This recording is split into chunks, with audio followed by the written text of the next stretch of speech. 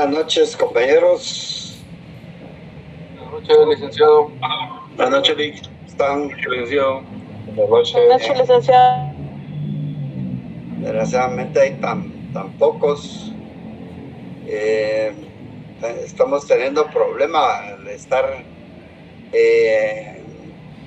dándoles entrada a los compañeros que se tardan ahí para poderse comunicar, conectar, y entonces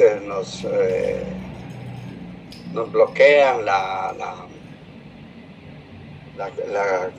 clase, y entonces vamos a dar unos 3 minutitos. A las 1:15 vamos a empezar. Hoy vamos a culminar lo que era lo que nos falta del proceso de la solicitud de declaración de interdicción para todos esos a todos los incapaces. Y entonces pues vamos a dar, ya solo nos quedan 2 minutos, así que un poquito de paciencia. Igual, así como empezamos tarde, pues también terminaremos tarde.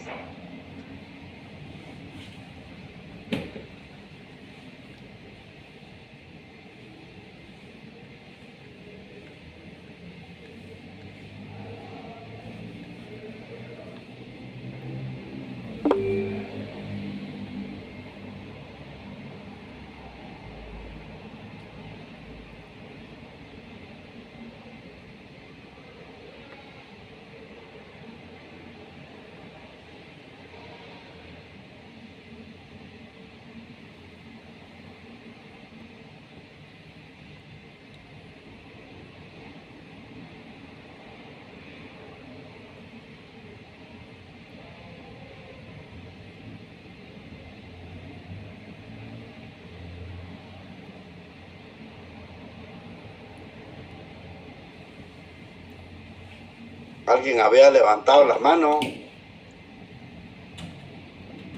Buenas noches, licenciado. Buenas Disculpe, noches. yo tenía una consulta respecto a la información del examen. ¿Siempre va a ser pasado en las diapositivas y en el cuadro y esquema que nos mandó en Classroom, verdad? No, mire, yo les dije que las clases con las diapositivas son una ayuda, igual que las guías conceptuales, ¿verdad? Entonces hay que tener su código, y hay que tener sus guías. Y entonces en la clase aquí lo que tratamos es de desarrollar y dar algunos tips para que usted pueda subrayar sus artículos, y así le podamos ayudar, pero no necesariamente sobre lo que está en la plática. Esto es una manera de ayudarlos, como que fuera una bibliografía, algo más que les va a servir, y que trato de hacer la presentación y de explicarles lo que se debe de saber. Claro que no voy a dar nada que no tenga que aprender, ¿verdad? Pero sí tiene que apoyarse en las guías conceptuales, en estas pláticas, en las clases presenciales, en su código, en todas las leyes que se piden, y en la bibliografía que usted escoja para fortalecer su estudio sobre el derecho civil.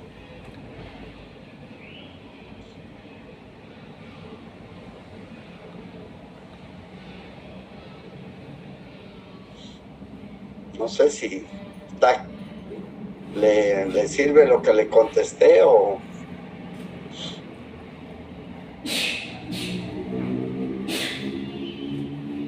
Bueno. Sí, licenciado, gracias. Yo para tener algo más en concreto y gracias. Sí, ahí están. Yo creo que le va a servir bastante porque ahí están. Hoy se va a dar cuenta cómo está cómo estamos dando las clases y le va a servir bastante. Bueno, el día de hoy vamos a culminar con lo de la capacidad e incapacidad, lo que teníamos pendiente, y entonces vamos a ver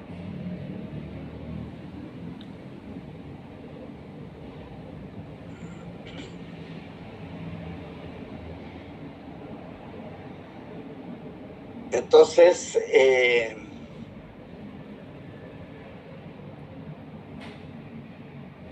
bueno.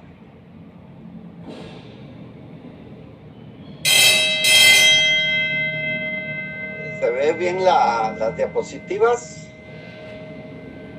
Sí, licenciado. Sí. Lo que pasa es que no cambia. Vamos a ver. Ok.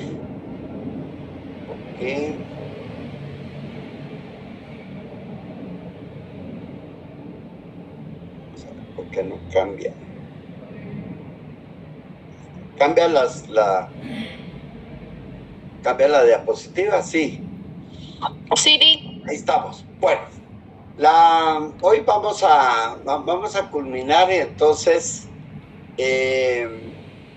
estamos sobre la interdicción, ¿verdad? La capacidad, hablábamos que se presumía, mientras que la incapacidad debe probarse. O sea, se presume que una persona tiene capacidad para con sus derechos y sus obligaciones. Sin embargo, la incapacidad pues debe probarse. En este sentido, la capacidad es la regla. Todos tienen una capacidad por el simple hecho de ser personas, y la incapacidad pues va a ser la excepción. ¿Cómo debe ser declarado incapaz una persona? Pues es declarada incapaz cuando deja de funcionar la presunción de esa capacidad. No puede por sí mismo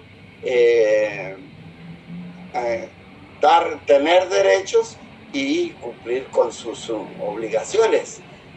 No teniendo valor la prueba de que el sujeto haya realizado un acto con los requisitos de conocimiento y voluntad, ¿no? O sea que no tiene sus condiciones mentales y volitivas, por lo tanto el conocimiento y la voluntad van a estar alterados. Todo esto se hace a través de la vía judicial. Es una jurisdicción voluntaria en la cual el abogado y notario no puede actuar no puede hacer el proceso desde su oficina, sino que tiene que ser a través de la vía judicial, únicamente ahí. Su declaración debe ser solicitada por la vía jurisdiccional hacia un tribunal de primera instancia de familia, en la cual van a ser probadas en la vía judicial, vuelvo a insistir, siendo el juez quien va a hacer la declaración.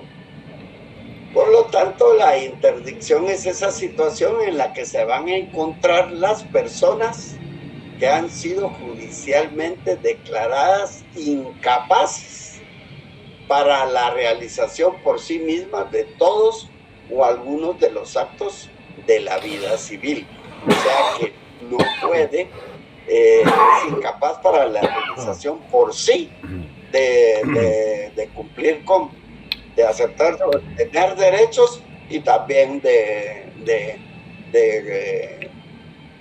tener cumplir con sus obligaciones.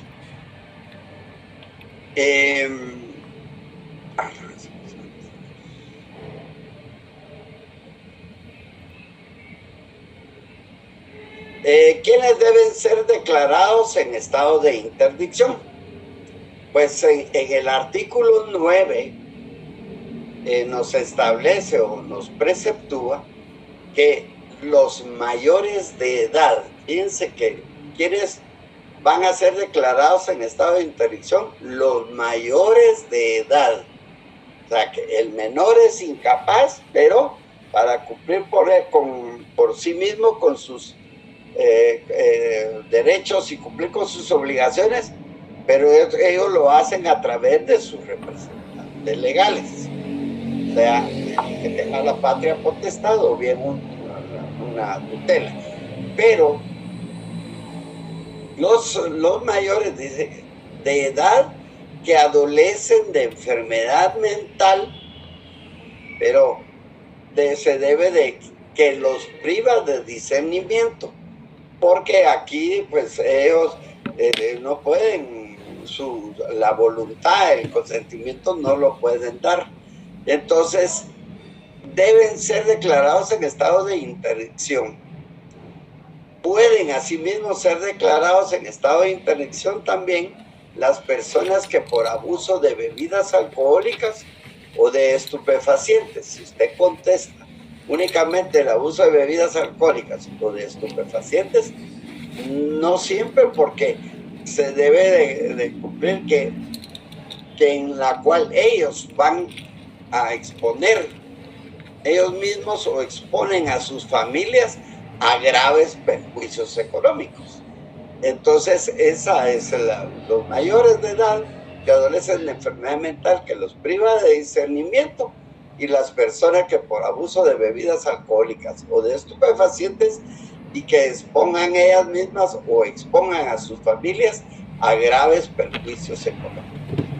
Esta declaratoria de interdicción produce desde la fecha en que sea establecida en sentencia firme a través de ese proceso judicial la incapacidad absoluta de la persona para el ejercicio de sus derechos, pero los actos anteriores a tal declaratoria pueden ser anulados si se prueba que la incapacidad existía notoriamente en la época en que se verificaron.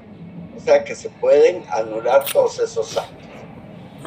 Igualmente, en el artículo 10 norma que las perturbaciones mentales transitorias no van a determinar la incapacidad de obrar, pero son nulas las declaraciones de voluntad emitidas en tales situaciones. Por ejemplo, uno que se encuentra en estado de ebriedad no puede hacer su declaración de voluntad, y por lo tanto si lo hace son nulas este tipo de declaraciones. Y en el artículo 11, después de la muerte de un individuo, los actos realizados por él mismo no podrán impugnarse por incapacidad, sino cuando la interdicción ha sido pedida antes de su muerte, o cuando la prueba de la incapacidad resulte del mismo acto que se impugna. O sea que es importante en el estado de interdicción el artículo 9, el 10 y el artículo 11. En el artículo 12 nos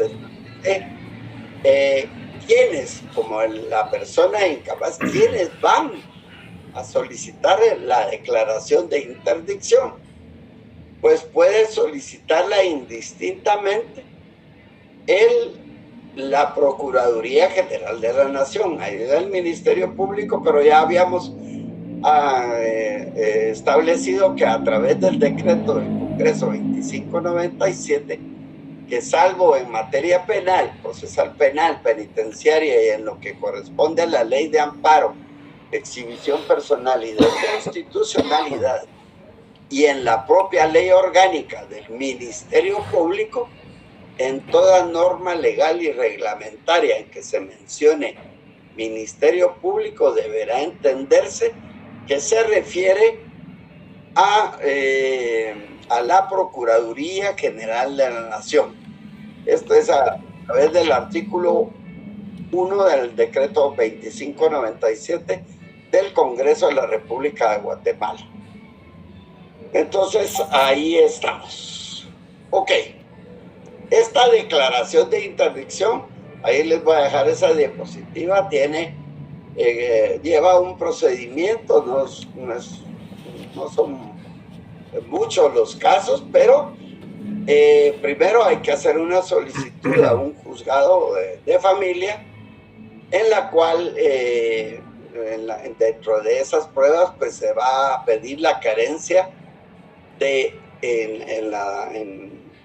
antecedentes penales y policíacos del tutor y del protutor. Como ya es un mayor de edad, entonces ya no hay ya no está la patria potestad, entonces se necesita del tutor y el protutor. El tutor lleva la tutela y el protutor fiscaliza, es el fiscalizador de la actividad del tutor. Igualmente se debe de entregar un informe de la trabajadora social, que es la trabajadora social del juzgado de familia, sobre tutor y protutor, en la cual pues va a establecer si ellos pues tienen medios y cómo se comportan socialmente. Luego también debe haber un informe médico de un psiquiatra particular de cuál es el estado en el cual se encuentra ese mayor de edad que se necesita declarar en estado de interdicción. Igualmente se debe presentar un informe del psiquiatra, pero del INASIF, en el cual el juez pues compara el informe del médico psiquiatra particular y el informe que haga el psiquiatra del INASIF. Luego hay una audiencia de reconocimiento judicial que es prueba ante el juez, en el cual se lleva a la persona que se quiere declarar en estado de interdicción, y el juez pues la puede interrogar o tratar de ver cuál es la condición en la cual se encuentra. Luego pedir la audiencia a la Procuraduría General de la Nación, ya teniendo todos esos, pues se resuelve a través de un auto. Se da una resolución del juez y posteriormente pues se pide una certificación de la resolución, y que si el menor o la persona o el mayor de edad la persona incapaz tuviera bienes, pues entonces hay que llevar esa certificación tanto primero al RENAP, de ahí a los lugares en donde pues puede ser el registro de la propiedad, a todas las entidades en las cuales haya que eso es, ahí les dejo cómo es el procedimiento. Ahora bien, ya habiendo visto ya la persona, la personalidad, cuando la capacidad, esa aptitud para ser sujeto de derechos y obligaciones, ya viendo lo que es realmente si esa persona es declarada en estado de interdicción, si es incapaz o capaz, pues viene el otro atributo de la persona, que es el estado civil. Pues el estado civil, pues es importante saber que hay un origen histórico con él, a través de que en el derecho romano pues se conocía de 3 estados, así se les llamaba, lo que era el status libertatis, en el cual la persona era libre pero no esclavo; el status civitatis, que fuera un ciudadano pero ciudadano extranjero. Y el estatus familiar, en la cual era sui juris, lo que, como la relación que había dentro de la familia y que no estuviera abajo de alguno que ejerciera la patria potestad. Y solamente uniendo los tres estados se gozaba de una plena capacidad. Esa capacidad de poder decidir, de ejercitar sus derechos y hacer cumplir con sus obligaciones. Ya en la Revolución Francesa, pues hubo rechazo al término nada único de Estado, y se adoptó el término de Estados civiles, que fue un instrumento de protección especial, sobre todo a nivel del registro civil, para la identificación de las personas. Y a través de ello, pues se crearon ciertas acciones de defensa contra esos estados civiles, que fueron llamados acciones de Estado. Todas esas acciones que vamos a ver, por ejemplo, cuáles son. Por lo tanto, dentro de esa perspectiva jurídica, van a existir situaciones en las que se debe de ubicar al ser humano dentro de la sociedad, pero también dentro de la nación o de la sociedad, de la familia, y con la relación con el Estado.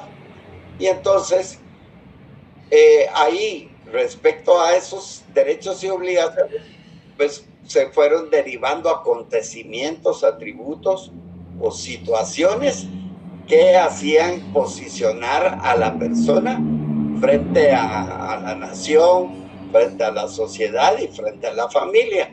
Y así pues nació lo que era los estados con respecto al nacimiento, al nombre, la filiación, o sea, la relación del padre para con el hijo, la adopción, en la cual adoptaba al hijo de otro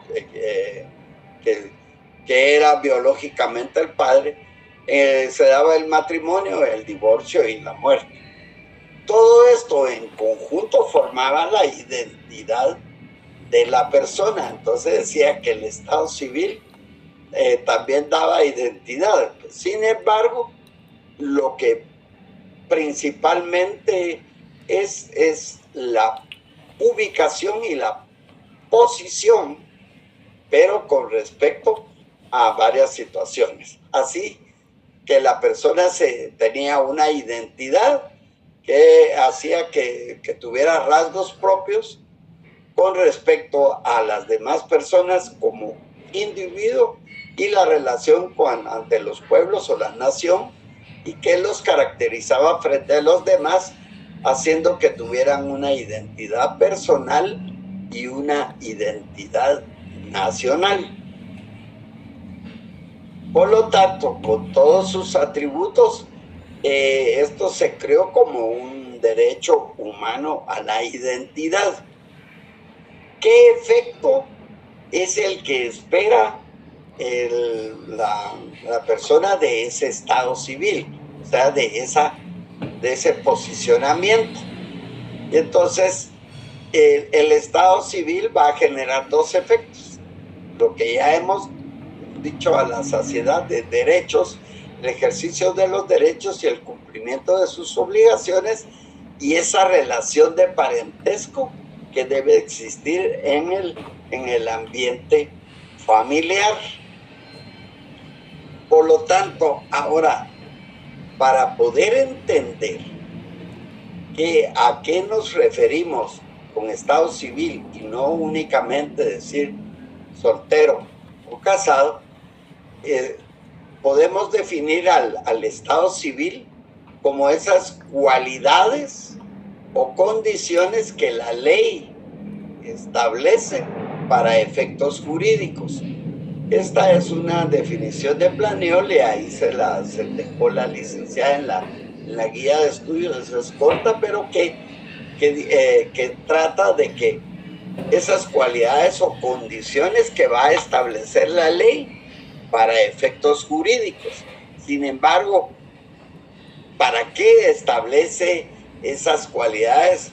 Y no es más que la calidad de la persona en el orden de las relaciones que va a tener con la familia, en cuanto le va a otorgar determinados derechos y obligaciones civiles. Pero también va a ser esa misma situación o posición jurídica que la persona va a ocupar en la sociedad y que también ocupa en la familia. Por eso es que se dice que el Estado civil sitúa o posiciona a la persona frente a la sociedad, frente a la familia y frente a la nación.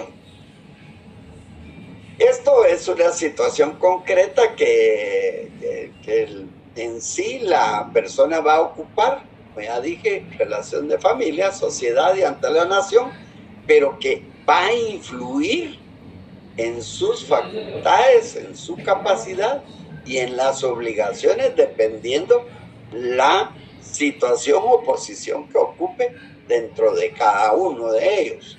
Entonces, si es mayor de edad va a ser una, si es menor de edad va a ser otro estado civil, si es de la familia puede ser padre, puede ser hijo, puede ser tío, etcétera, una serie de situaciones, pero que jurídicamente son situaciones concretas en que la persona va a guardar relación, vuelvo a repetir, con la familia, la sociedad y la nación. Por eso fue que, según la teoría moderna, se empezaron a dar varias clases de estado civil. Por ejemplo, con el nacimiento, pues se dio que el nacido podía ser concebido o póstumo si había fallecido.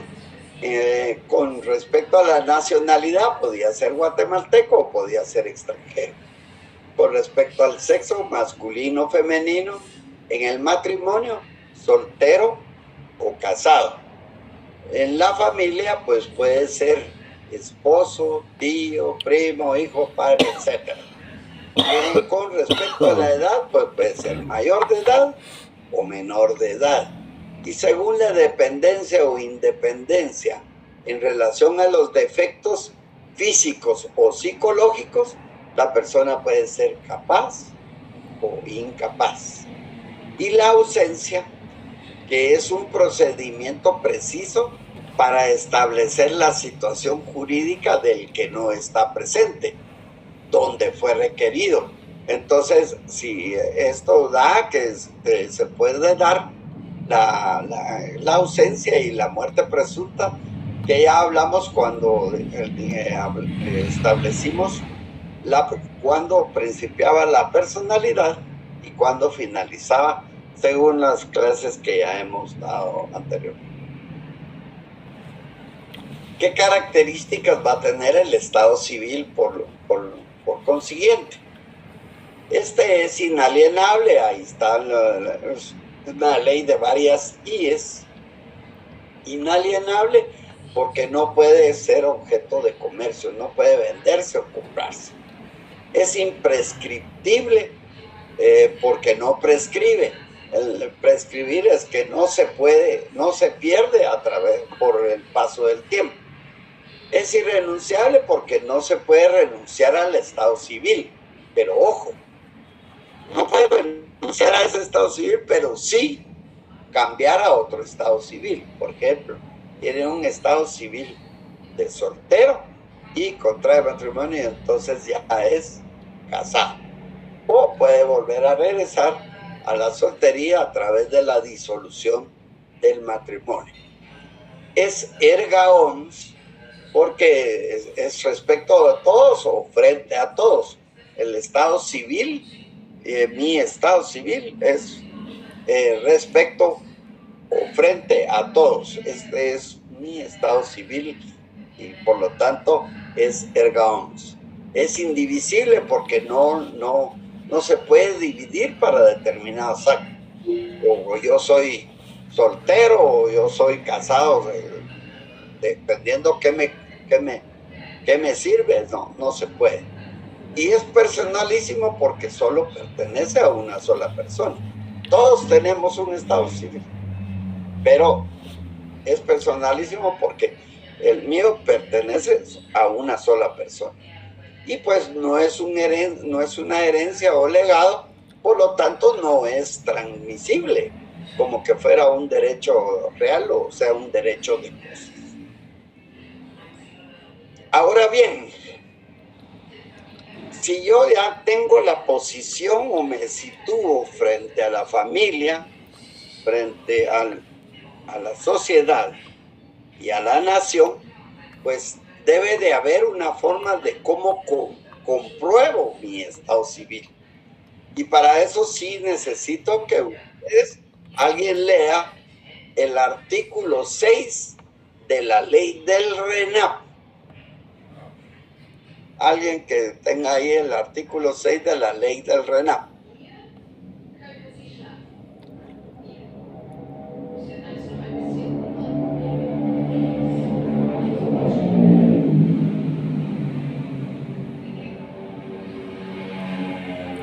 Artículo 6. Funciones específicas. Son funciones específicas del RENAP. A. Centralizar, planear, organizar, dirigir, reglamentar y racionalizar las inscripciones de su competencia. Pero, o sea, ahí vamos a dejar, digamos, de todas las inscripciones, ¿verdad? De su competencia. Esa es una función específica del RENAP. Ahora bien, leamos la literal E. Dice, emitir las certificaciones de las respectivas inscripciones. O sea, ¿cómo compruebo el estado civil de una persona? Con la emisión de ¿quién? Del RENAP. La emisión de la certificación, pero de la respectiva inscripción. O sea que hay que inscribirlo. Entonces, el medio de comprobación va a ser la certificación de las respectivas inscripciones. Si usted me pone solo certificación, no es válido porque certificación va a ser cualquier actuación o documento que se encamine a aprobar o conformar la veracidad de un hecho aducido. Son muchos. En cambio aquí, ¿cómo voy a comprobar el estado civil? Con la certificación de las respectivas inscripciones. Si es que es casado, con la certificación de la respectiva inscripción del matrimonio. Pero mire que ahora es soltero y fue casado. Con la certificación de la respectiva inscripción de la disolución del matrimonio o divorcio. Entonces, así es como se debe de entender el medio de comprobación del estado civil. En el artículo 67 de la ley de RENAP, establece que el registro civil habla sobre el registro civil de las personas, y el registro civil de las personas es público, y en él se van a inscribir los hechos y actos relativos al estado civil, o sea, todos aquellos hechos y actos relativos al estado civil. Ahí en la declaración de estado de interdicción, ahí va a estar la soltería, si es casado, si se divorció, etcétera, etcétera. Y demás datos de identificación personal de las personas naturales. Ya el reglamento pues de las inscripciones va a determinar lo concerniente a ese respecto. Pero esto es muy importante, jóvenes, y ahí les dejo la diapositiva. ¿Cuál es el medio de comprobación del estado civil? Con las certificaciones de las respectivas inscripciones. ¿De quién? Del RENAP. Ahora bien, hay una situación en el artículo 223 del Código Civil, que es la posesión notoria de Estado. Esta es una situación jurídica, pública y continua en que una persona ha sido tratada en relación a los restantes miembros de su comunidad, y entonces se va a referir a la posesión del estado filial, esa relación que va a haber entre el que se cree el padre y el hijo, al hecho de haber sido tratado en forma constante como hijo legítimo por la familia a la cual cree él, el hijo, estar unido legalmente. Entonces, leamos el artículo 223, por favor.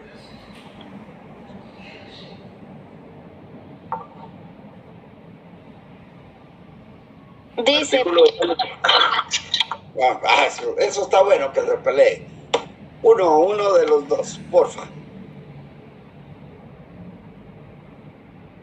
Artículo 223, posesión notoria del Estado. Para que del Estado, no del Estado. Del Estado. Ajá, posesión notoria del Estado. De Estado, porque se está refiriendo al Estado civil, no al Estado de Guatemala, ¿verdad? Ajá, bien, gracias. Notoria de Estado. Dele, pues. Para que haya posesión notoria de Estado, se requiere que el presunto hijo haya sido tratado como tal por sus padres o familiares de estos, y que además concurra cualquiera de las circunstancias siguientes. Primero, que hayan proveído a su subsistencia y educación. Segundo, que el hijo haya usado constante y públicamente el apellido del padre. Y tercero, que el hijo haya sido presentado como tal en las relaciones sociales de la familia. Pues, o sea, que haya sido proveído a su subsistencia, que haya un trato, ¿verdad? Y que haya usado constante y públicamente el apellido, que es el uso, lo que es la fama, ¿verdad? Igual que el hijo haya sido presentado como tal en las relaciones sociales de la familia. Esto es muy importante, aunque es un artículo que está vigente. Sin embargo, pues habrán otras situaciones por las cuales ya se puede corregir este tipo de situaciones. Y se da más que todo cuando no existían realmente todos estos, los registros civiles correspondientes. Ahora pues el RENAP está en todos lados. Entonces, aquí, para garantizar la posesión notoria de Estado, garantiza ese derecho de toda persona para establecer su procedencia, y teniendo en cuenta la imposibilidad en algunos casos para probar de manera directa la constitución de un estado civil, por no existir registro de nacimiento ni otro documento. O sea que se va a constituir un estado civil. La posesión notoria ahí está, hay un error, que es el error que yo le estaba corrigiendo al compañero, pero aquí, para corregir, pusimos la posesión notaria del estado civil, no del Estado. La posesión notoria del estado civil es una presunción a través de la cual se reclama la paternidad de manera indirecta. Y eso es lo que está ahí. Les dejo el artículo 223 del Código Civil. Ahora bien, hay esas acciones, si se recuerdan al principio cuando empezó la clase, esas acciones de defensa, que son llamadas las acciones del Estado civil. ¿Cómo? ¿Para qué sirven estas acciones? Que son aquellas cuya finalidad van a tender a establecer o modificar la situación civil de una persona. Por ejemplo, alguien reclama la paternidad y el otro dice sí o dice no, y a través de eso pues te tienen que establecer y solicitar una serie de situaciones para comprobar que si es o no es, y eso lo vamos a ver más adelante. Estas acciones están comprendidas en, por ejemplo, como la nulidad del matrimonio, la del reconocimiento de filiación natural que estamos hablando, la de filiación legítima de los familiares, las que implican controversia sobre el estado civil de la persona, o sea, que las que tienden a la constitución de un estado civil, a la destrucción. No, mire, a mí me va a constituir porque sí soy padre de, va a tender a la destrucción. No, mire, yo no soy el padre y acepto que me hagan la prueba del ADN, o bien a la declaración de un estado civil ya comprobado, se va a dar cuál es la real posición o situación de esa persona frente ya sea a la familia, a la sociedad o a la sociedad. Estas acciones, por lo tanto, son facultades de toda persona para exigir el reconocimiento de cualquiera de los estados que conforme a la ley pueda tener. Son esas que van a atender a la constitución, a la destrucción o declaración de un estado.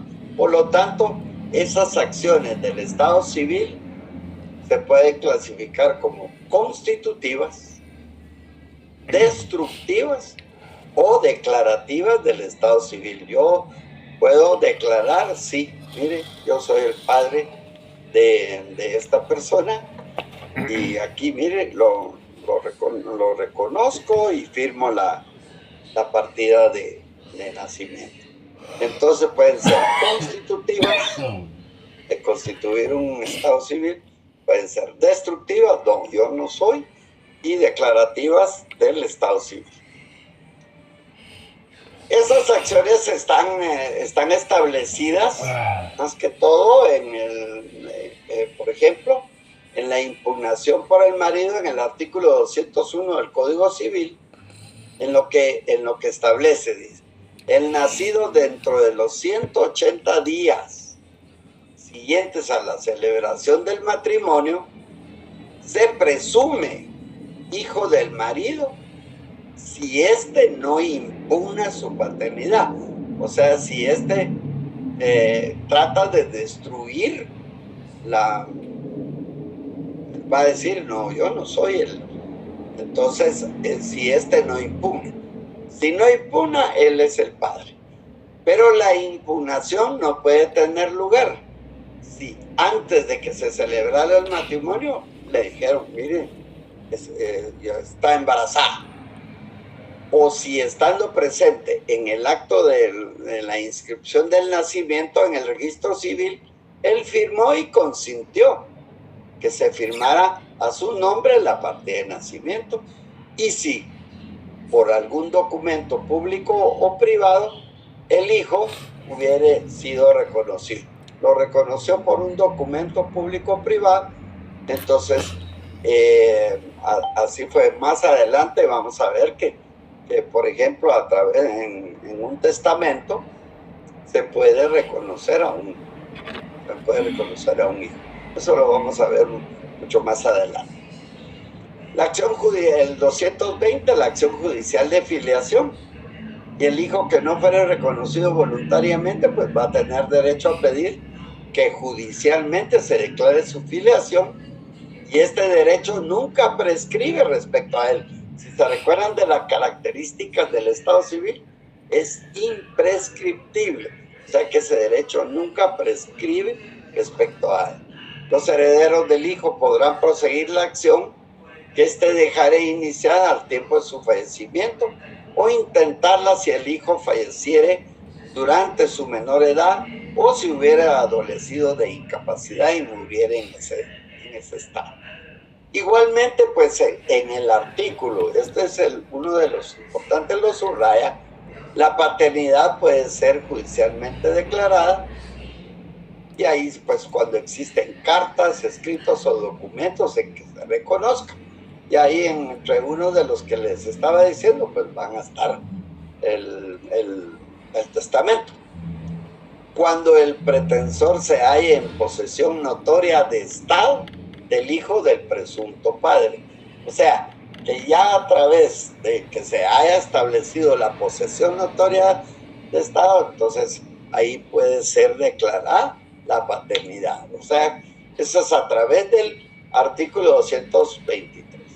En los casos de violación, estupro o rapto, que esos ya no están derogados cuando la época del delito coincida con la de la concepción, y cuando el presunto padre haya vivido maridablemente con la madre durante la época de la concepción.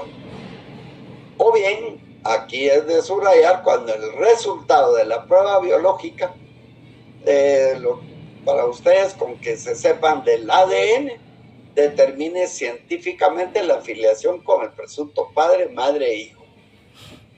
Pero, ojo ahí, le ponen un asterisco. Si el presunto padre se negare a someterse a la práctica de dicha prueba ordenada por juez competente, su negativa se tendrá como prueba de la paternidad, salvo prueba en contrario. O sea, que realmente sí sea imposible de que él haya estado en contacto con la dama. Esa prueba del ADN pues debe ser ordenada por un juez competente. Ahora con las reformas, pues ya esto es en las leyes de tribunales de familia, pues esto ya es gratuita la prueba. Igualmente, con respecto a los delitos contra el Estado civil, esto es importante. En su código penal, ahí está la suposición de parto, el 238, la sustitución de un niño por otro en el artículo 239, la supresión y alteración del Estado civil, que es sancionado con prisión de 5 a 8 años y una multa de 100,000 a 500,000 quetzales. La usurpación del Estado civil, quien usurpare el Estado civil de otro va a ser sancionado igualmente con prisión de 2 a 5 años, y quien haga una adopción irregular o haya un trámite irregular de adopción. Entonces, para culminar y que no se les olvide, primero, ¿qué es el Estado civil? Y usted puede decir que es la situación o posicionamiento de una persona frente a la nación, frente a la familia y frente a la sociedad. Esto es bastante importante, y esta imagen pues hace que se sitúe. Entonces usted puede decir, mire cuál es su estado civil con respecto a qué, ¿verdad? Si es, mire, puede ser capaz, incapaz, puede ser guatemalteco, puede ser extranjero, puede ser padre, soltero, casado, con respecto a la familia, etcétera. O sea, el estado civil es personalísimo, es de una sola persona, pero él puede cambiar de un estado civil a otro. Por lo tanto, el estado civil va a hacer ese posicionamiento con respecto a la nación o al estado, a la familia y a la sociedad. Eso es bastante importante. ¿Alguna duda?